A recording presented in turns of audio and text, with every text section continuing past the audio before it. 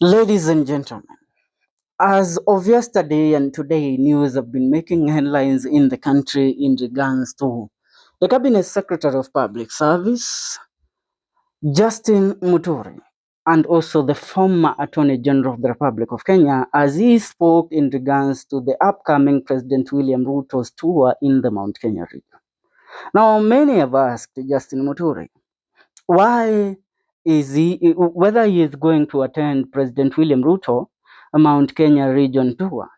Muturi said if the president wants him to join him in the Mount Kenya region tour, the president should address the matter in hand, which Muturi has always voiced his voice in regards to it, the issue of extrajudicial killings and abductions in the country. And that was the bone of contention between Justin Muturi and President William Ruto. Muturi came out condemning the abduction of his son Leslie, who was abducted back in the year 2024 during the Gen Z demonstration. But a lot has been going under the carpet. But the question that a lot of people have been asking, why is President William Ruto so scared to fire or kick out Justin Muturi out of his cabinet? Muturi has been missing on the cabinet meetings between President William Ruto and the fellow cabinet members. Now, when asked about it, he said he does not receive the invites, and more so, his demands to the president have not been addressed, which is the president to go ahead and condemn and also voice his voice in regards to extrajudicial killings and give the answer to Muturi on why his son Leslie was arrested. But do you know why President William Ruto cannot fire Justin Muturi? You know, many have had different opinions saying that the seat of Justin Muturi is one for the taking for Raila Amolo Odinga in the upcoming cabinet reshuffle. But why is the president not ready to send this man out? Muturi comes from a vote-rich region. Muturi, in regards to the current political denominations around the Mount Kenya region, the Mount Kenya East, which is the block that Muturi comes from, where President William Ruto has been trying so much to mobilize the crowd to support one Professor Abraham Kithure Kindiki, Muturi took the grace of Kithure Kindiki. And this is a clear indication that President William Ruto, if he lets out Muturi from his government, then Muturi will show his allegiance to the opposition, which is led by Rigathi Gachagua, which means Rigathi Gachagua will have a representative from the Mount Kenya East block. Remember, that is a block, yes, Rigathi Gachagua has been trying to get a footing in it, but he has not really gotten a footing in it. He has not gotten a real critic of President William Ruto from the Mount Kenya East. Apart from that, the fallout between Justin Muturi and President William Ruto dates back to the deployment of KDF in the streets of Nairobi during the Gen Z administration when Muturi was the Attorney General of the Republic of Kenya. What happened? I have revealed several times here that Muturi, as the Attorney General, then being the chief legal advisor, the top legal advisor to the government of the day, was supposed to sign on a state of emergency declaration by the president. The president was advised by the then CS of Defense, Aden Duale, to have the Attorney General sign the state of emergency, which would put the KDF in the streets and give them orders to shoot and kill anybody that tries to invade any government property in the name of the Gen Z demonstration. But Muturi, knowing what would befell him as the Attorney General of the Republic of Kenya, disagreed with President William Ruto and decided that, Bwana President, this is not the right time to declare a state of emergency. This is not the right time to release the KDF in the streets of Nairobi. And so, let's use the police, let them calm down the situation, and let's hear the Gen Z on what they have to say. Now, the president saw Muturi as a defiant Attorney General. a man that was not following orders. And let me tell you, President William Ruto, if there is one thing he hates, is anybody that challenges his power as the President of the Republic of Kenya. Anybody that stands against him. That was the greatest mistake that Rigathi Gachagua ever made, to stand against the president. And then MUTURI was a friend of President William Ruto, being the chief legal advisor to the president, being the chief legal advisor to the government, not not to the president, to the government. MUTURI could not agree to that. He knew that the blood that would be spilled if he signed the state of emergency would be one that this country cannot, drab it from the history of this country. Now, what happened?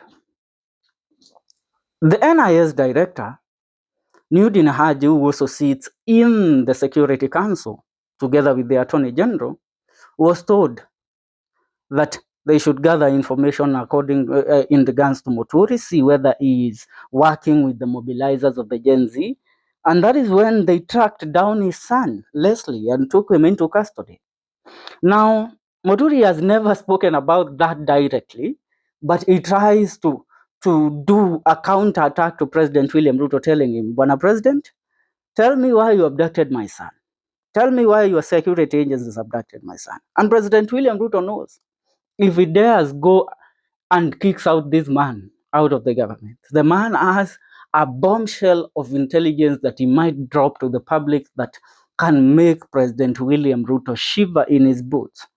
And why did MUTURI refuse the orders from the president? MUTURI refused the orders from the president because, according to the history of this republic, we date back to the year 2007. Among the men that were taken into custody were people like Francis Modaura, who were legal advisors to President Mwai Kibaki. The reason being is that they oversaw Kibaki deploy the police and give orders, and they influenced him to give orders that led to the killing of the people that were killed. Now, MUTURI knew, as the chief legal advisor, even if the International Criminal Court would come in Kenya looking at the genocide that would have happened if the state of emergency was declared, he knew that if the president was to give out documents of those that signed on the deployment and the order of the state of emergency, the signature of the Attorney General would be crucial. And the Attorney General, as the top legal advisor and a man that should care for the people of this republic, he would be called as a suspect in that matter. So he refused.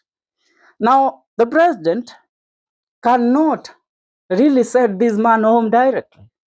Intimidation have come left, right, and center, but MUTURI is not ready to leave. He tells the president, if you're man enough, set me out. Or if you're man enough, answer the reason why you abducted my son and why extrajudicial killings and abductions have been going on in the country. Remember, the president is going in the Mt.Kenya region. And he is expected more so to camp in the Mt.Kenya East Block.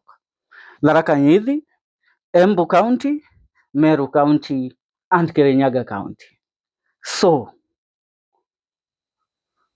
if he fires MUTURI or hands over the slot of MUTURI to anybody currently, that would be the greatest mistake.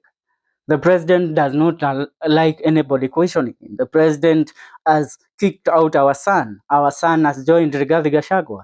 Now the function of them now giving President William Ruto a run for his money in the Mt.Kenya East Block will be eminent. We together. Now when you look at it in that dimension, you will understand why the president is so held back. MUTURI holds the public service docket as the cabinet secretary. It was a great demotion of him from the Attorney General. And after being demoted, he had a bone to chew. The reason why I was demoted is because I didn't follow an order to have people killed. Mr. President, it's about time now you fire me directly. Send me home, and I will tell the world what you wanted me to do and I refused to do, so that you resulted to the theatrics of abducting my son. For now, if you look at how the dynamics of President William Ruto and Justin MUTURI are unfolding, and this struggle between them is one for the books. Akina Kimani Ichung'wah, you have heard them several times saying that MUTURI is walking out of the government and that's why he is so open in abusing the president, attacking the president and all that. But truth be told, the man has some intelligence that the president cannot bear to have him out at this moment, because it will be crucial. So he better remain a cabinet secretary who he will be humiliated in so many ways, but still he owns that position. But to kick him out, that gives him the power, the ultimate, ultimate power to expose everything, to put evidence even into the allegations. I want you to leave a comment on the comment section. What you think is the reason why the president is so scared of firing Justin MUTURI?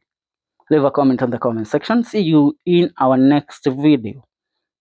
Subscribe.